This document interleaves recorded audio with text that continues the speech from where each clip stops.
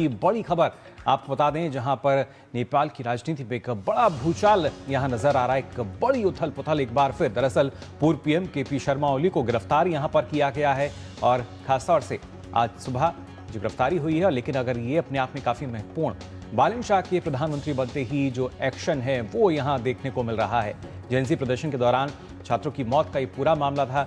इस तरीके से उन पर लगातार आरोप लगे थे और आज सुबह ओली के आवास से उनको गिरफ्तार यहां पर किया गया है। तो बड़ी उथल पुथल नेपाल की राजनीति में। बिल्कुल, और इस राजनीति के पीछे की वजह अगर आपको बताएं तो जानकारी मिल रही है कि बालन शाह की अध्यक्षता में पहली कैबिनेट बैठक हुई और इसी दौरान जांच आयोग की रिपोर्ट को लागू करने का फैसला भी लिया गया था। तो इस वक्त नेपाल से एक बड़ी खबर आ रही है, जहां पर पूर्व पीएम केपी शर्मा ओली को उनके आवास से गिरफ्तार कर लिया गया है। प्रधानमंत्री बनते ही बालन शाह का ये एक पहला और बड़ा एक्शन माना जा रहा है।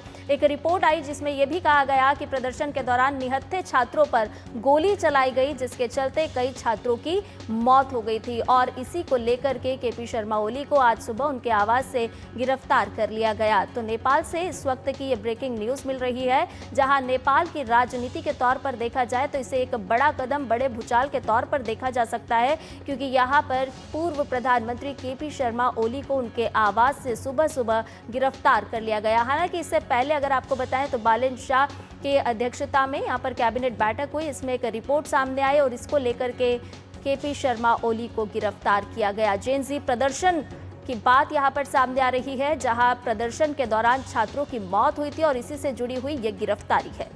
बिल्कुल, तो नेपाल में हमने देखा किस तरीके से बालन शाह नए प्रधानमंत्री बनते हैं और उसके बाद प्रधानमंत्री बनने के बाद ही एक्शन में भी यहाँ नजर आते हैं, क्योंकि पूर्व प्रधानमंत्री केपी शर्मा ओली जिनको गिरफ्तार किया गया है।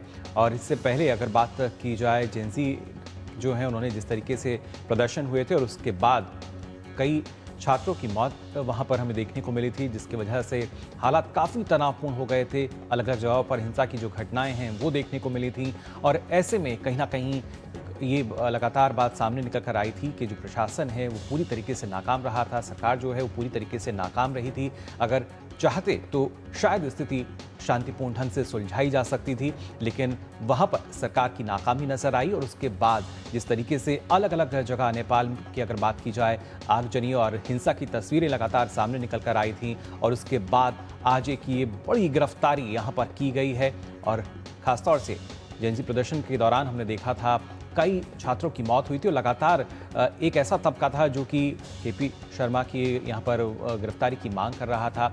लेकिन आज खासतौर से हमने देखा जब बालन शाह प्रधानमंत्री बनते हैं और पहली कैबिनेट का एक बड़ा फैसला यहाँ पर उन्होंने लिया। और काठमांडू से हमारी संवाददाता श्वेता सिंह फिलहाल हमारे साथ फोन लाइन पर जुड़ चुकी हैं। श्वेता, जानना चाहेंगे क्या ताज़ा जानकारी मिल पा रही है पूरे मामले में? पूर्व पीएम जो है उनको गिरफ्तार किया गया है। जी, आज सुबह काठमांडू वैली की पुलिस टीम 5 बजे ही गई हुई थी भक्तपुर। वहां से उन्होंने केपी शर्मा ओली को अरेस्ट किया और साथ में ही आज होम मिनिस्टर लेखक को भी अरेस्ट किया गया। एक हफ्ते इधर ही आपकी देखें कार्की की इंक्वायरी कमीशन की रिपोर्ट सबमिट की गई थी पीएम सुशीला कार्की को और प्रेसिडेंट को, जिसमें गवर्नमेंट को ठहराया गया था जिम्मेदार कि उनकी नेग्लिजेंस के कारण जेएनजी प्रोटेस्ट हुआ। और इवन नेशनल इन्वेस्टिगेशन अथॉरिटी जो है, अनुसंधान प्राधिकरण यहाँ पे, उसको जिम्मेदार ठहराया गया कि उनकी इंटेलिजेंस एजेंसी ने अच्छे से काम नहीं किया। अगर उन्होंने थोड़ा इंफॉर्मेशन ले लिया होता, टिकटॉक पे इतनी बातें हो रही थी, डिस्कॉर्ड पे इतनी बातें हो रही थी, अगर उन्होंने संज्ञान लिया होता तो शायद जेएनजी प्रोटेस्ट नहीं हो पाता। पुलिस थी उस समय, प्रोटेस्ट के दौरान थी, मगर ज्यादा तादाद में लगाई जा सकती थी और बच्चे जितने उनकी मौत हुई उसी दिन, 17 बच्चों की उस दिन ही मौत हो गई, तो वो अवॉइड किया जा सकता था। तो नेग्लिजेंस के कारण ओली को, लेखक को और इवन आईजी को गिरफ्तार करने की बात की गई है और उनकी अगेंस्ट क्रिमिनल कोड का केस चलेगा, जिसके तहत 3 साल की कैद और 30,000 रुपया जुर्माना हो सकता है। जी, और श्वेता तो देखिए, जितनी भी राजनीतिक उथल पुथल हमने नेपाल में इन दिनों देखी है, सत्ता परिवर्तन की बात हो, केंद्र में जेएनजी ही रही है और शायद यही वजह मानी जाए क्या कि बालन शाह जैसे ही सत्ता में आए, उन्होंने सबसे पहला कदम उठाया इस तरह से जो जेएनजी को लेकर के प्रभावित हुए थे जेएनजी, उसके खिलाफ ही कदम उठाया गया। देखिए, जब ये आरएसपी को इतना बड़ा मैसिव मैंडेट मिला, उसी समय जनता को लग गया था कि अब जिस पे गाज गिरेगी वो है ओली, क्योंकि ओली के नेतृत्व में ही जेएनजी प्रोटेस्ट हुआ, करप्शन के विरोध में हुआ और कोई संज्ञान नहीं लिया गया। बहुत सीरियसली अगर उस समय लिया गया होता तो शायद ये नहीं होता। इस कारण से ये बात तय थी कि जैसे ही बालन प्रधानमंत्री पद पे आएंगे, सबसे पहला जो होगा वो इंक्वायरी कमीशन, जो कार्की इंक्वायरी कमीशन है, उसकी रिपोर्ट पे अमल किया जाएगा। और सारी मिनिस्ट्री अपने लेवल पे कमीशन बैठाई हुई थी। फाइनेंस मिनिस्ट्री अपना कर रही थी, होम मिनिस्ट्री का चल रहा था। तो ये तय था कि गिरफ्तारी होनी है। तो इसमें देखिए जेंजी प्रोटेस्ट में जेंजी कोर में थे, क्योंकि वो युवा शक्ति है। युवा शक्ति ही पूरे अभी बालन जो बने हैं वो उस युवा शक्ति की प्रेरणा से बने हैं, क्योंकि उनके माता पिता ने भी देखा कि अरे मेरे बच्चों का तो भविष्य नहीं है। तो उसको लेकर के सारे लोगों ने आरएसपी को बहुत बड़ा मैंडेट दिया। तो ये उम्मीद थी कि ये होना है।